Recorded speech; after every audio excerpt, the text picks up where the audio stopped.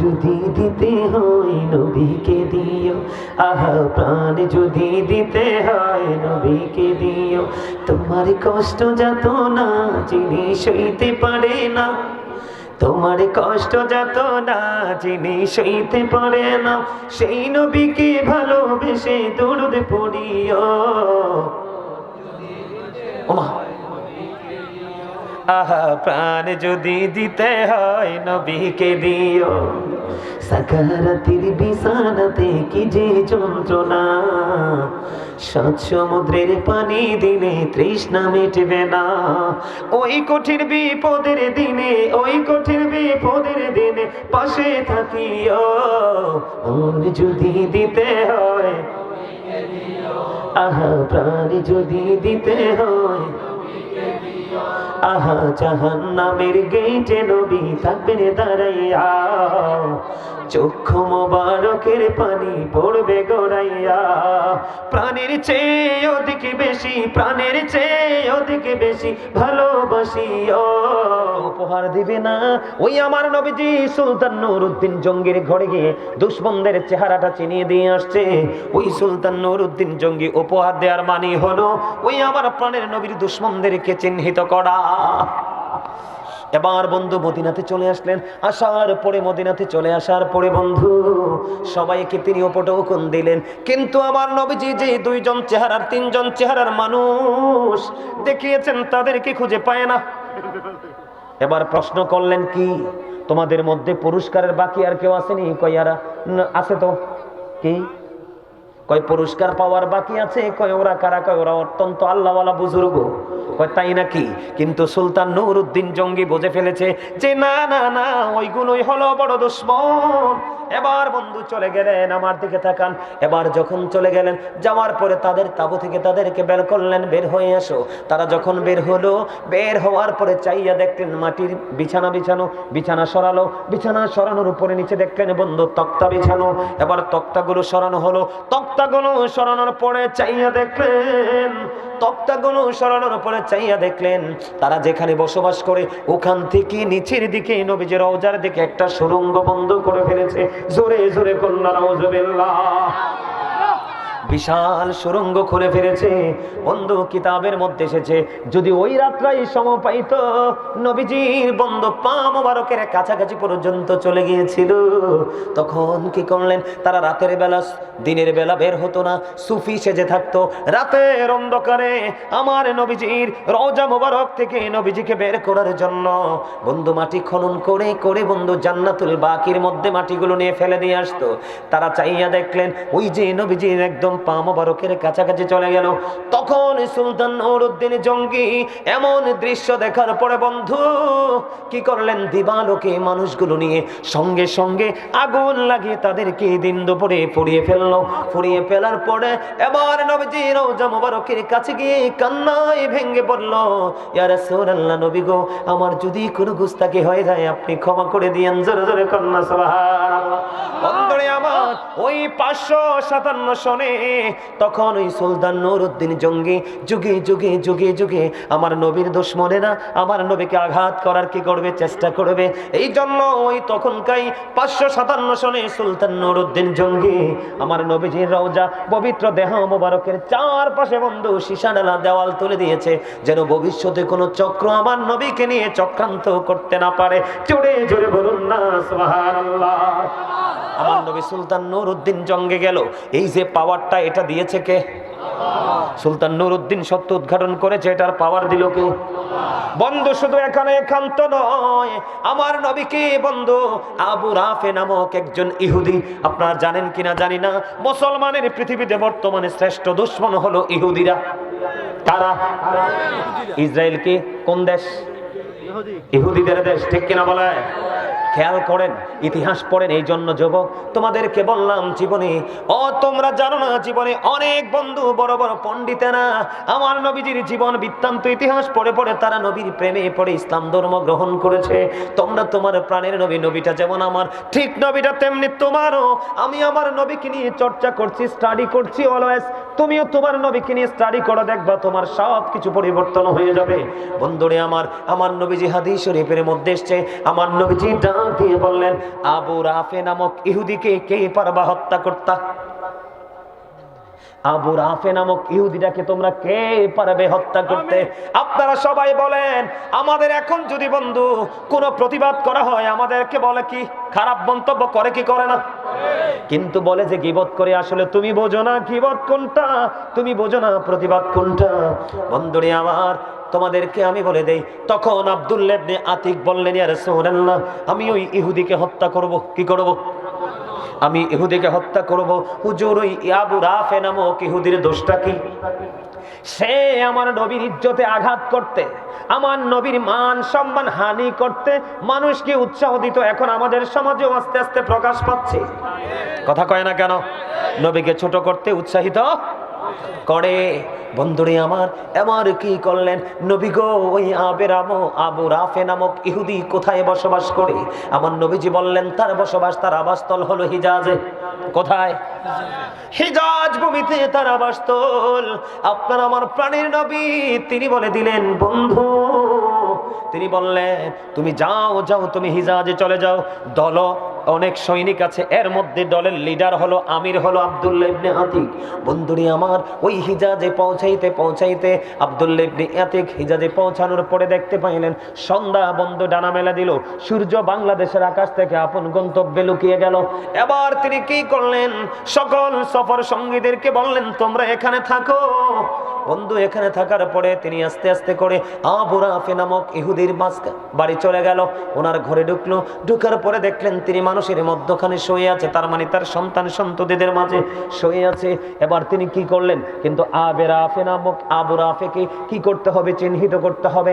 এবার কি করলেন আব্দুল্লাহ ইবনে আতিক, তিনি বললেন, আবু রাফে তুই ঘুমাই, তোমার মায়ের আছে আজকে, দাঁড়াও। এবার যখন বললেন আবু রাফে বলতে দেরি, এবার আবু রাফে ডাক দিয়ে বলল, কে কে কে কে আমাকে ডাকলো কে? তার মানে হলো আবু রাফে নামক ইহুদিকে চিহ্নিত করার জন্য এই নামটা নিয়েছে। নামটা নেওয়ার সঙ্গে সঙ্গে যখন বন্ধু আবু রাফে নামক ইহুদিরা সাড়া দিল, কি দিল? সাড়া দিতে দেরি, তখন উন্মুক্ত তরবারি নিয়ে সঙ্গে সঙ্গে আবু রাফেকে হত্যা করে দিল। জোরে জোরে বলুন না আলহামদুলিল্লাহ। আপনারা বলেন, এই যুগেও যদি কেউ নবীকে অপমান করে, নবীর ইজ্জতের চাদর ধরে টান দে, আমরা তাকে ছাড়বো না? কথা বলেন না, ছাড়বো? বন্ধুরে, হযরত ওমরের জীবনের ইতিহাস খুঁজে দেখো, ওমর তার আপন বাবার কল্লা ফেলে দিয়েছে। কে? কথা কয় না। নবীর সাথে বেয়াদবি করা যাবে না। কোরআন শরীফের 29 পারা সূরা কলাম, আল্লাহ রাব্বুল আলামিন বলেছেন, উতুল্লিং বাদা যালিকা জানিম। আল্লাহ বলেছেন, with all that he is a bastard. আল্লাহ রাব্বুল আলামিন ওয়ালিদ বিন মুগিরাকে নবীর সাথে বেয়াদবি করার কারণে 10টা গালি দিয়েছেন। এর মধ্যে 10 নাম্বার গালি হলো জারজ সন্তান। আলহামদুলিল্লাহ। কোরআন শরীফ অস্বীকার করতে পারবেন নি? কথা কয় না। অস্বীকার করা যাবে? এই আপনারা জানেন তাব্বাত ইয়াদা একটা সূরা আছে, সূরা লাহাব। সূরা লাহাব কেন নাযিল হয়েছে জানেন? আমার নবীর সাথে বেয়াদবি করছিল আবু লাহাব। কি করেছিল? আমার নবীকে আঘাত করার জন্য পাথর হাতে নিয়েছিল। কি করেছিল? হাতটা উঠাইতে দেরি, আমার আল্লাহ সূরা লাহাব পাঠাইতে দেরি করে নাই। ধ্বংসের খবর দিয়েছে, সাবধান। আমার নবীর সাথে তুমি যদি পারো নবীর সুন্নাতকে আঁকড়ে ধরবা, না পারলে তুমি কি করো না? আরে হেইয়া কর্ম আনে। কথা বুঝতে পারছেন আমার? তার নবীর সাথে বেয়াদবি করা যাবে? এই যুবক, তোমাদেরকে বলি, প্রত্যেকটা সূরা আয়াত নাজিল হওয়ার পিছনে ব্যাকগ্রাউন্ড আছে। কি আছে? শানে নজুল আছে, প্রেক্ষাপট আছে, আছে না নাই? সবচেয়ে ছোট্ট সূরা, ইন্না আ'তাইনাকাল কাউসার ফাসাল্লি লিরাব্বিকা ওয়ানহার ইন্না শানিয়াকা হুয়াল আবতার। সর্বশেষে আবদার শব্দটা আসেনি? আবদার শব্দ দ্বারা ওয়াইলের পুত্র ওয়াস, নবীজির পালক পুত্র যখন ইন্তেকাল করলো, ওয়াইলের পুত্র ওয়াস আমার আপনার প্রাণের নবীকে আবতার বলে সম্বোধন করলো। কি বলে? আফতার যখন বলল, নবীজিকে নিঃস্ব বলল, নির্বংশ বলল, বলতে দেরি রে আমার আল্লাহ জিব্রাইলকে ডেকে ডেকে বলে, জিব্রাইল যা যা আমার হাবিবকে যারা আজকে আফতার বলেছে তুমি সূরা কাউসার নিয়ে যাও আমার হাবিবের কাছে। আজকে যারা আমার হাবিবকে আফতার বলেছে তারাই হবে কাল হাসরের ময়দানে আফতার। জোরে জোরে কন্না নাউজুবিল্লাহ। আর যারা প্রাণের নবীকে ভালোবাসবে তাদের জন্যই বরাদ্দ হলো হাউজে কাউসার। জোরে জোরে কয় না সুবহানাল্লাহ, আর জোরে বলেন না সুবহানাল্লাহ। আমাদের সেই নবীকে ভালোবাসা দরকার আছে না নাই? দেখে দেখে বললেন, কাব ইবনে আশরাফকে হত্যা করার মতো কে আছো? কাব ইবনে আশরাফকে হত্যা করার মতো কে আছো? মুহাম্মদ ইবনে মাসলামা দাঁড়িয়ে গেলেন, বন্ধু হাদিস শরীফের মধ্যে এসেছে। ইনি দাঁড়িয়ে বললেন, ইয়া রাসূলুল্লাহ আমি। এবার কি করলেন? তার কারণ হলো কি? কাব ইবনে আশরাফকে হত্যা করার কারণ কি? তিনি আল্লাহর হাবিবকে কষ্ট দিয়েছে। কে করেছে? কষ্ট দিয়েছে আল্লাহর হাবিবকে। আমার দিকে তাকান, আল্লাহ রাসূলকে ভালোবাসলে আল্লাহর ভালোবাসা হয়ে যায়। আল্লাহর হাবিবকে কষ্ট দিলে অটোই আল্লাহ কষ্ট পায়। ঠিক না বেঠিক? বন্ধুরি আমার, এবার আমার নবীজি যখন বললেন মুহাম্মদ ইবনে মাসলামা দাঁড়ালেন, তাকে হত্যা করে ফেলবে। কারণ কি? কেন গো তাকে হত্যা করতে হবে? বন্ধু, আপনার আমার প্রাণের নবী জানিয়ে দিয়েছে হত্যা করার কারণ হলো সে আল্লাহর হাবিবকে কষ্ট দিয়েছে। পরে মুহাম্মদ ইবনে মাসলামা কাব ইবনে আশরাফকে হত্যা করে আমার নবীজির কাছে সেই মেসেজ জানিয়ে দিয়েছে। জোরে জোরে বলেন আলহামদুলিল্লাহ। আরো জোরে বলেন না আলহামদুলিল্লাহ। আপনাদের কারো যদি বন্ধু সন্দেহ থাকে আমাকে বলবেন। বন্ধুরি আমার, একেবারে সিহাসিত্তার অন্যতম গ্রন্থ বুখারী শরীফের মধ্যে এসেছে। আমার দিকে তাকান বন্ধু, এক খ্রিস্টান কি হলো? মুসলমান হলো। খ্রিস্টান ধর্ম ত্যাগ করে সে ইসলাম ধর্ম গ্রহণ করলো। ইসলাম ধর্ম গ্রহণ করার পরে গভীরভাবে খেয়াল করেন, এটা বুখারী শরীফের হাদিস।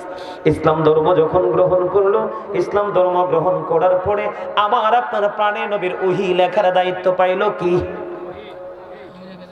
মানে আপনাদেরকে এই হাদিস দ্বারা বোঝাচ্ছি কতটুকু বললে নবীর সাথে বেয়াদবি হয়, কতটুকু বললে নবীর সাথে গোস্তাকি হয়, কতটুকু বললে আল্লাহ রাব্বুল আলামিন ওই বান্দার প্রতি রাগ হয়ে যায়। এইটা বোঝানোর জন্য বন্ধু বুখারী শরীফের হাদিস। ওই খ্রিস্টান নিজের ধর্ম ত্যাগ করে ইসলাম ধর্ম গ্রহণ করলো। ইসলাম ধর্ম গ্রহণ করার পরে বন্ধু উনি আল্লাহর হাবিবের ওহী লেখার দায়িত্ব পাইলো। তিনি ওহী লিখতেছে এবং সূরা বাকারা এবং সূরা আলে ইমরান তেলাওয়াত করেছে। আমার মনে তার টুপিটার নিচে শয়তান আছে। এই যে কান টুপিওয়ালাটা, তো টুপিটা ফালা চাই, তো টুপিটা ফালা, তোরে কইতেছি। হ্যাঁ হ্যাঁ, তোর টুপিটা ফালাই দিই উপর থেকে। এই এখন আর তোর শয়তানি আইতো না তোর ভিতরে। আলহামদুলিল্লাহ বলেন আরো জোরে। আরে আমি তো যেটা করতেছি মজার ছলে করতেছি, কিন্তু এটা তো আপনার কিতাব থেকে সংগ্রহ। এই সব ধরনের ছেলেদেরকে শয়তান বেশি ইউজ করে। কি নাউজুবিল্লাহ বলেন? বন্ধুরি আমার, গভীরভাবে খেয়াল করেন, বড় ধরনের শিক্ষা বন্ধু। তিনি কি করলেন? সূরা বাকারা, সূরা আলে ইমরান বন্ধু তিনি তিলাওয়াত করলো এবং আমার নবীর কাছে যে ওহী আসে সেই ওহী লিখতে থাকলো। ওহী লিখতে লিখতে লিখতে লিখতে বন্ধু হঠাৎ করে একদিন সে আবার তার ধর্মে ফিরে গেল। নাউজুবিল্লাহ বলেন না কেন? মানে আবার আমাদের ধর্ম ত্যাগ করলো। ত্যাগ করে সে আবার তার নিজের ধর্মে চলে গেল।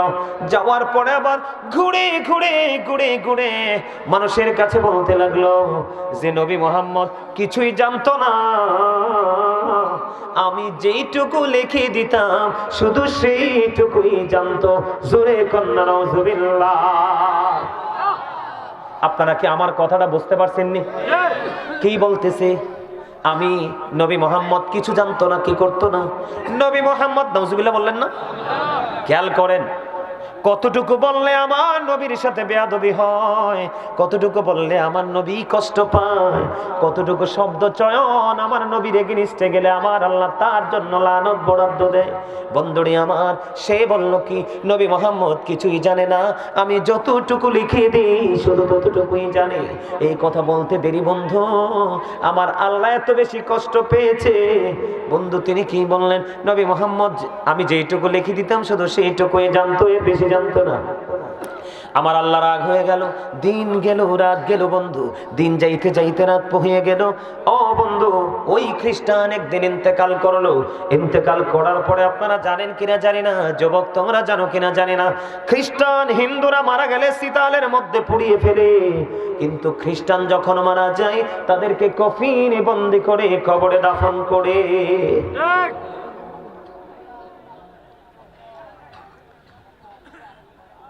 এই এই রাস্তায় যে যুবক ভাইরা আসো, রাস্তায় যে যুবক ভাইরা আসো, যদি বলো যে হুজুর আমাদেরকে পায়ে ধরে বলেন, আমি পায়ে ধরে তোমাদেরকে বলবো তোমরা মাহফিলে আসো। তোমাদেরকে আমি বলছি তোমরা আসো, কারণ তোমাদের অবস্থা বেশি ভালো না। এই আমি বলি, আপনারা কেউ দয়া করে হাসছেন না, আমি হাসির লোক না। এই যে মুরব্বী আমার বাবারা বসে আছে, এখনকার ছেলেরা একটাও আমার মনে হয় না তাদের লেভেলে যেতে পারবে। হায়াত ছোট হয়ে গেছে, রিজিক ছোট হয়ে গেছে, স্বাদ কমে গেছে, সবকিছু সংকুচিত হয়ে গেছে। তোমরা তারপরেও কি বুঝো না যে জীবনটা কোথায় জেমে দেয়? এই আমি গতবার বলছিলাম কিনা জানি না, আমার নিজের একটা গজল আছে, ছোট্ট একটু শোনাই, তারপর আমি হাদিসটা আবার শোনাবো, তোমরা খেয়াল করো। আমি পরিস্থিতির উপর নির্ভর করে, আমি কিন্তু একজন রাইটার, আমি অনেক লিখেছি। আল্লাহ আমাকে কলম ধরার সেই ন্যূনতম একটু কলম ধরার শক্তি দিয়েছে। তোমরা শুধু আমার গজলের কথাগুলো একটু শোনো। আমি একটা গজল লিখেছি। জুলুম যারা করলা বন্ধু, হারাইলা দুকুল, জনম জনম কে দিও তোমার হবে না মাসুল। জুলুম যারা করলা বন্ধু, হারাইলা দুকুল, জনম জনম কে দিও তোমার হবে না মাসুল। একবার ভেবে দেখো না তোমার কোথায় ঠিকানা, একবার ভেবে দেখো না তোমার কোথায় ঠিকানা। এখনো তো আছে সময়, এখনো তো আছে সময়, বুঝো তোমার ভুল। জনম জনম কে দিও তোমার হবে না মাসুল। বলেন জনম জনম কে দিও তোমার হবে না মাসুল। বৃষ্টি যখন আসে বন্ধু শীতল মরুভূমি, তওবা করো ক্ষমা পাবে বলে গেলাম আমি। বৃষ্টি যখন আসে বন্ধু শীতল মরুভূমি, তওবা করো ক্ষমা পাবে বলে গেলাম আমি। তোমার জীবন মোহনা কোথায় সে তো জানো না, তোমার জীবন মোহনা কোথায় সে তো জানো না। ক্ষমা যদি না পাও বন্ধু, ক্ষমা যদি না পাও বন্ধু, পাবে না তো কুল। জনম জনম কে দিও তোমার হবে না মাসুল। বলেন জনম জনম কে দিও তোমার হবে না মাসুল। মারহাবা বলেন না। গজলের কথাগুলো কি ভাল লাগছে? যারা বিবেকবান তারা বুঝতে পেরেছেন। এই গজলটা অনেক লম্বা, যদি কারো ভালো লাগে অনলাইন থেকে এটা নিয়ে নিবেন, অনলাইনে আছে, এটা পুরোটা গাওয়া আমার। কথা কি বুঝতে পারছেন আমার? এই কথাগুলো বুঝতে পারছেন? আসলে আমরা যে মাহফিল থেকে, মিলাদ থেকে, নামাজ থেকে, জুম্মা থেকে, পবিত্রতা থেকে দূরে থাকছি, মূলত কারো ক্ষতি হচ্ছে না, ক্ষতি কিন্তু মূলত আমাদের হচ্ছে। আমরা নিজেদের উপর নিজেরা কি করতেছি? জুলুম। আমার আরেকটা গজল আছে, আপনারা একটু খেয়াল করেন, গাইবো? অল্প একটু গাইবো, এটাও আমার লেখা, আমার সুর। আমি বিশেষ করে যুবক ভাইদেরকে মিন করে আমি আগেই বলছি, ভাই তোমাদেরকে খেয়াল করে আমি এই কথাগুলো বলছি, কারণ আপনাদের সমাজ, আমাদের সমাজ, যেই যুবকরা এখানে আছে তাদের সমাজ, প্রত্যেকটা সমাজের দিকে তাকিয়ে দেখেন, সামাজিক এত বেশি অবক্ষয়, নীতি নৈতিকতার এত বেশি অবক্ষয়, এত অবক্ষয় আমরা নিব কেমন করে? এটা কি নেওয়ার মতো সেই ভার বহন করার মতো সেই পাওয়ার কি আমাদের আছে? আরে ভাই আমরা তো পাওয়ারলেস। আমি সুন্দর করে আমি গজলটা গাই, তোমরা শুধু আমার লেখা, আমার কথাগুলো ফলো করো ভাই। হাত জোর করে তোমাদেরকে অনুরোধ করছি, একটু মানসিকতাটাকে স্থির করো। আমি একটা গজল লিখেছি, যে গজলটায় আমেরিকা, ইউরোপ, লন্ডন, পৃথিবীর বিভিন্ন দেশে মানুষের হৃদয় ছুঁয়েছে। অনেক সময় আমাকে আমার ওয়াজের লাইভের মাধ্যমে অনেকে আমাকে কমেন্টস করেছে, হুজুর এই গজলটা একটু শুনতে চাই। আমার লন্ডনে একজন পাগল আছে, এত বেশি ভালোবাসে আমাকে, ওনার সবচেয়ে প্রিয় ওই গজলটা। আমি একটু গাই, আপনারা খেয়াল করেন কথাগুলো। খাঁচা ছেড়ে যায় রে পাখি, চলে অচিন দেশে, কুল কিনারা পায় না খোঁজে, গুড়ে পাগল বেশে রে, গুড়ে পাগল বেশে। খাঁচা ছেড়ে যায় রে পাখি, চলে অচিন দেশে, কুল কিনারা পায় না খোঁজে, গুড়ে পাগল বেশে রে, গুড়ে পাগল বেশে। কি লাভ হবে এখন তোমার ভাবনা চিন্তা করে, এখন তুমি বন্দী আছো আপন মনের ঘরে, চাইলেও তুমি পারবে না যেতে শান্তি সুখের নীরে, কুল কিনারা পায় না খোঁজে, গুড়ে পাগল বেশে রে, গুড়ে পাগল বেশে। মারহাবা কন্যা। এটা অনেক লম্বা, একটু শুধু ব্যাখ্যা করি। আমার শেষের অংশটা কেমন ছিল? কি লাভ হবে এখন তোমার ভাবনা চিন্তা করে, এখন তুমি বন্দী আছো আপন মনের ঘরে, চাইলেও তুমি পারবে না যেতে শান্তি সুখের নীরে। সেটা বুঝাইছি আমি পুরোপুরি ফিউচারকে, কিয়ামতের দিনটাকে। আমি এই শেষটা দিয়ে আমি কিয়ামতের সময়টাকে বুঝিয়েছি। আপনি এদিক তাকান, আপনি যদি ওই সময় যদি শান্তি খোঁজেন, আপনি কি শান্তি পাবেন? কথা বলেন না কেন? আপনি পাগলের মতো ছোটাছুটি করবেন, কোনো হেল্পার আপনি পাবেন না, কারণ আপনি জীবনে কাউকেই তো ভালোবাসেননি। সর্বশেষে আপনার হাতের নাগালে একজন হক্কানি আলেম ছিল, আপনি তাকেও ভালোবাসেননি, কারণ আপনি অন্যায় করছেন, সে আপনাকে ভুল ধরাই দিলে আপনি তার প্রতি বিরক্ত হয়েছেন। এই জন্য আমি বলেছি, কি লাভ হবে এখন তোমার ভাবনা চিন্তা করে, এখন তুমি বন্দী আছো আপন মনের ঘরে, চাইলেও তুমি পারবে না যেতে শান্তি সুখের নীরে। কথা কি বুঝতে পারছেন? আমি আমার যুবক ভাইদেরকে বলছি, আমি আমাকে পাবলিশ করার জন্য নয়, যতটুকু পাবলিশ করার অলরেডি হয়ে গেছে। দেশ থেকে, দেশের প্রবাস থেকে, দেশের বাইরে থেকে এত বেশি প্রোগ্রামের অফার, আপনারা বিশ্বাস করবেন কিনা জানি না। আমি বলছি আমার দেশে আগে আমি সময় দিই, কারণ আমার দেশের যুবকদের, আমার দেশের মানুষের অবস্থা এমনিতেই ভালো না। আপনি বাংলাদেশে, আজকে আমি প্রোগ্রাম থেকে আপনাদেরকে বলে যাই, আমি চ্যালেঞ্জ করে বলে যাই, বাংলাদেশে কোনো আলোচককে আপনি পাবেন না এভাবে ঘড়ির দিকে না তাকাইয়া, মোবাইলের দিকে না তাকাইয়া কন্টিনিউয়াসলি এভাবে আলোচনা করতে। কেন আমি এত সময় দিই জানেন? ওয়াজে আমার বিষয় থাকে অনেকগুলো টপিক নিয়ে আলোচনা করব। এর সবচেয়ে বড় বিষয় হলো যে আমার কাছে মনে হয় আজকের মাহফিলটা আমার জীবনের শেষ মাহফিল। হয়তোবা আমার জীবনে আমি আর এই মাহফিলটা করতে পারবো না, এই জন্য আমি একেবারে হৃদয় দিয়ে চাইবো আপনাদের কাছে আমি সঠিক তথ্যটা দেওয়ার জন্য। কথা কি বুঝতে পারছেন? আমার বুঝতে পারছেন? আমি আপনাদেরকে আমার লেখা আরেকটা গজল শোনাই, একটুখানি শুনবেন? শুনবেন? কথা বলেন, শুনবেন? সবাই শুনবেন? যুবক ভাইরা তোমরা রাজি আছো শুনতে? আমি একই সুরে দুইটা গজল লিখেছি, একটা হামদ একটা নাত। একই সুরে দুইটা গজল, একটা হামদ একটা নাত। আমি এখন হামদ বাড়িতে আলা শোনাবো তোমাদেরকে, একটুখানি শুনবে এবং কথাগুলো খেয়াল করবে। এই তো যে সুন্দর এই পৃথিবী, স্রষ্টা করেছে সৃজন, যত দেখি আমি তত ভালো লাগে, শীতল হয়ে যায় মন। এই তো যে সুন্দর এই পৃথিবী, স্রষ্টা করেছে সৃজন, চারদিকে আধার ঘেরা, আলো গেল চলে,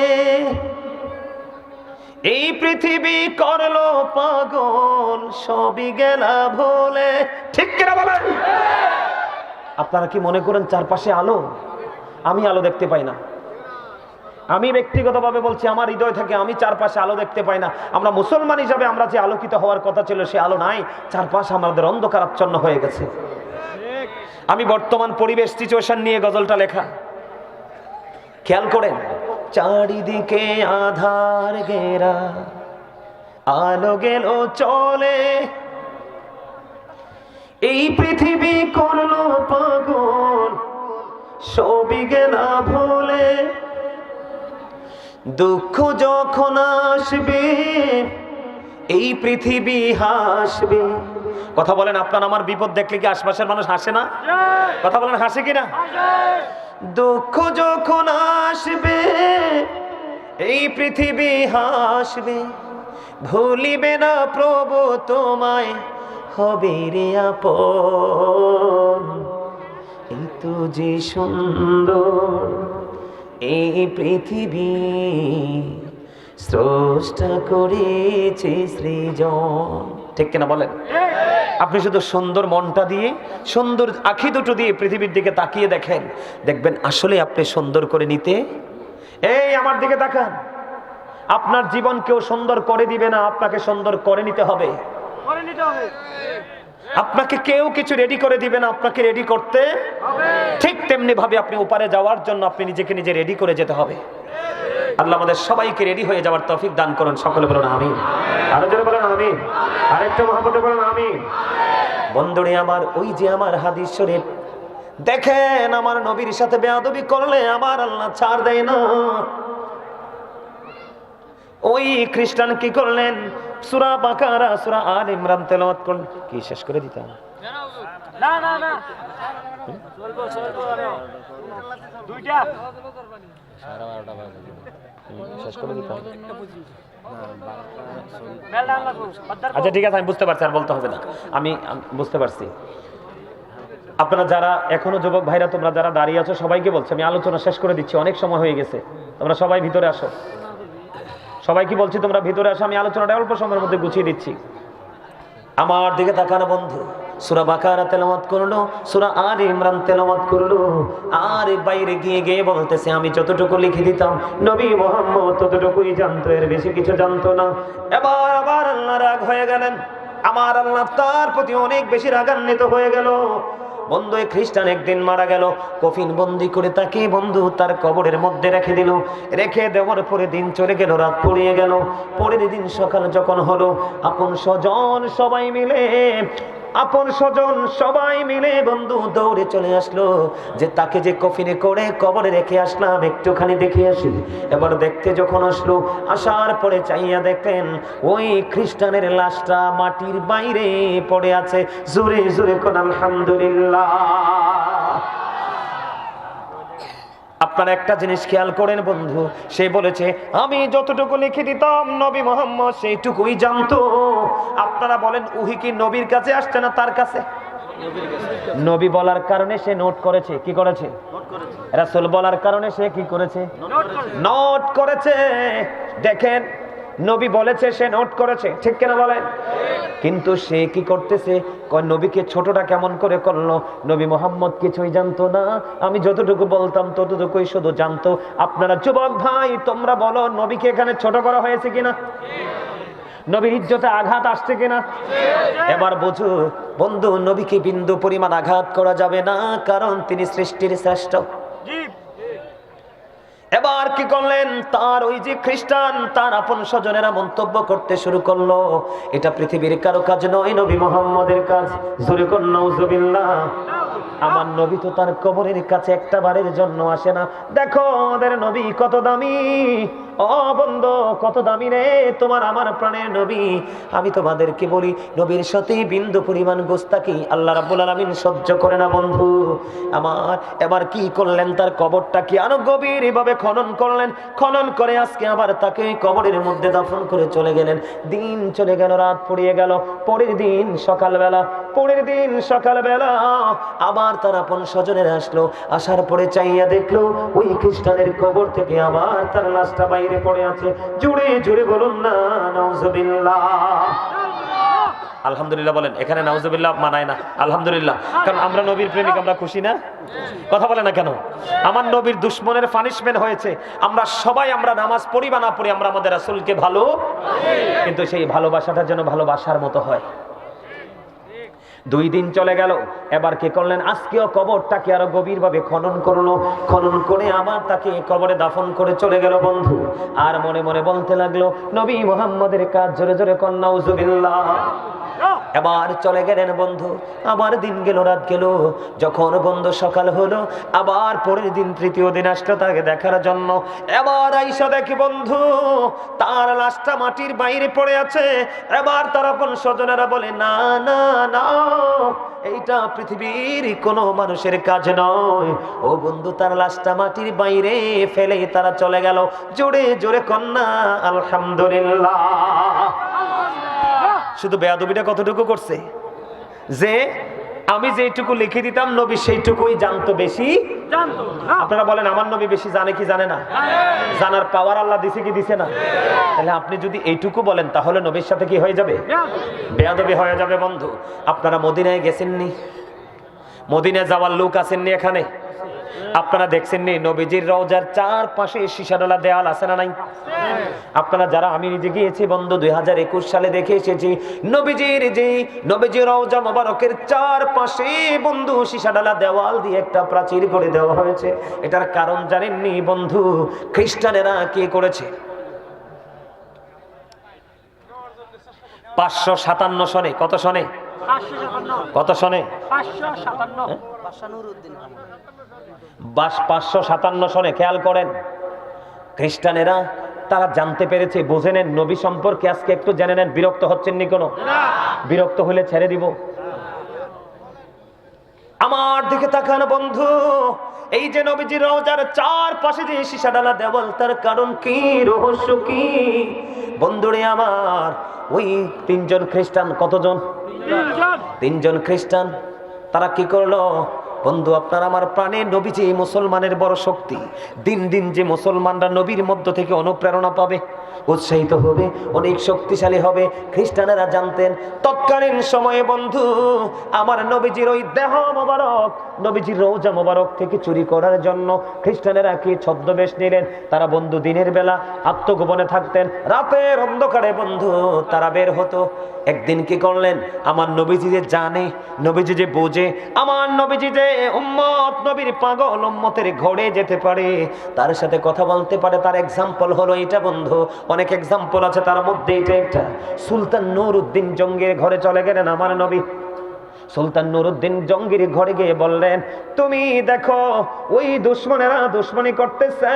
সুলতান নুরউদ্দিন জঙ্গি বন্ধু যখন স্বপ্নে দেখলেন, এবার তিনি ওনার সঙ্গীদেরকে নিয়ে কি করলেন? ওই মদিনার উদ্দেশ্যে তিনি রওনা হয়ে গেলেন।